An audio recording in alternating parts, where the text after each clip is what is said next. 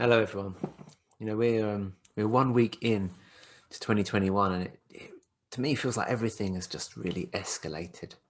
A lot of the angst and a lot of the difficulties and a lot of the sickness that we're facing. It's just in full blown rage mode at the moment, isn't it? I just want to be really real with you for a second today. I actually feel really heartbroken at the moment, and I was heartbroken over this sort of worldwide sickness that we're facing and what's happening in the UK in particular.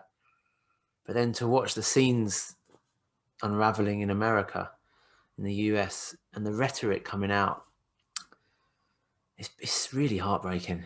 And things at home right now, they're not easy. This is a difficult time. I feel blessed by the circumstances that I personally have, but at the same time, we are tense and we're trying to do our best, but bickering and the intensity of trying to stay in and stay at home it means that things are not easy. And in these times, in these spaces where things are tense and pressured and difficult and anxiety is high, it's very easy to start fighting, fighting with yourself, fighting with your mind, fighting with others. And I just wanted to ask us the question today as my reflection for this week. What are the causes that we're fighting for? What causes us to put up a fight? Because these are really crazy times. We shouldn't be surprised about what we're experiencing. I'm not sure if you are surprised. It's one of those things where the stuff we're experiencing now probably shouldn't surprise us, but it's taken us off guard. That's the reality. For some reason, even though we shouldn't be surprised, the way we live our life in the West, these things just knock us quickly off of our guard. Were you prepared for 2020? Were you prepared for the start of 2021? 4 years ago, I remember quite clearly stating that the way, particularly President Trump's rhetoric was that violence will pursue. Violence will be the end product. And yet I'm still shocked and surprised and heartbroken by it. And praying that this is it, praying that it doesn't escalate further. Last March, once when we were in the first wave and the first lockdown, I remember saying to my parents that the winter, and particularly January, February of 2021, would be much, much worse. We could see it, couldn't we, coming? Yet we're caught off guard and shocked by it and heartbroken by it.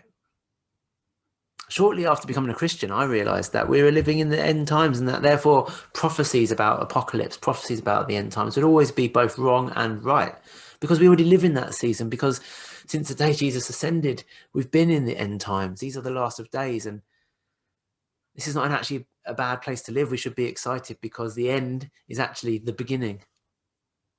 Yet I'm often caught shocked and heartbroken by what's going on around us.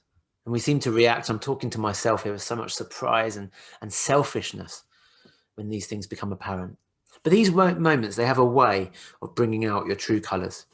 They make us stand up for what we believe in, and we start to fight. Our instinct takes over, our survival instinct, and we fight to preserve what matters most to us. And there's been just a lot of fighting at the moment. Some seem to be fighting the good fight, and by this I mean people that are literally fighting to save the lives of others. I think of people in A&E at the moment, and I've seen some pictures as well, but I've heard personal stories of just more death than usual, a lot more death, fivefold amounts of death around people who are working in A&E. That it's just different at the moment. It's just a real frontline experience.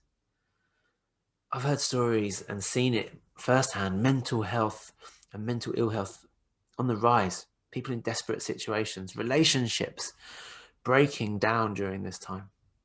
When things were on the edge, they've been tipped over. I don't want to sugarcoat it. These are difficult times, and people are literally out there fighting to feed people through the food banks when there's another rise and food banks are being used more and more than ever before. There's some good fights out there. And there's these other fights. It's hard to comment to comment fairly, at least, on the US politics. But it seems to leave me asking the question, what are you fighting for? Are you fighting for your way of life? Are you fighting for your own comfort? Are you fighting for the comfort of those that you love and know? Are you fighting for conspiracy theories to try and uncover stuff that you believe is going on? Are you fighting for yourself? Are you fighting for your own kind? Because these tend to be the things that we've put our hope in, and it comes out in moments like this. I've noticed that as a family, we're often fighting for our space and our comfort and to be treated fairly. You know, my kids often think one of the other one is being treated more fairly than them or better than them. I often just want to fight for my own comfort and my own control. My position in this household, you know, I want to fight for that control. I will be followed. Having things done my way, the way I like it. And therefore, at times this erupts. And, you know, it's just a micro example of what's kicking off all around us at the moment. People fighting for comfort, people fighting for fairness, people fighting for control. But what about those of us who say we follow Jesus? Because Jesus was different, wasn't he? And the Jesus I follow, he did not advocate for this kind of violent reaction. And you know what? I want to fight for him and his way. That's my core value in life. And he seemed to reverse this on his head. You know, this morning before we had breakfast, I was thinking about this, and I spent some time praying, and I asked God to show me today, just in my home, in my house, as we get on with trying to live all under one roof all day long, where am I fighting for my own sake? Where am I fighting for my own control? And where am I fighting for my own comfort? Even, dare I say it, where am I fighting for my way of life? You know, it felt a different way to pray. So often I come to God with asking him to bless me and bless my ways. But this is something that I want to commit to doing and starting my day off with that kind of prayer from now on. You know, Martin Luther King, he said that love is the only force capable of transforming an enemy into a friend. Jesus called us to love our enemies and to love in this way. You know, maybe you're fighting the anti-vaxxers, anti-vaccinators at the moment. What does genuine love look for people on that side? Or maybe you're on the other side and you're fighting the people that are advocating for vaccinations.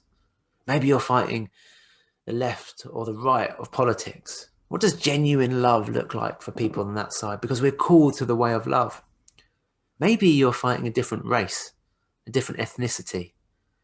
You're fighting for control and to keep the status quo. But what does genuine love look like for people that of a different ethnicity or race or country to your own?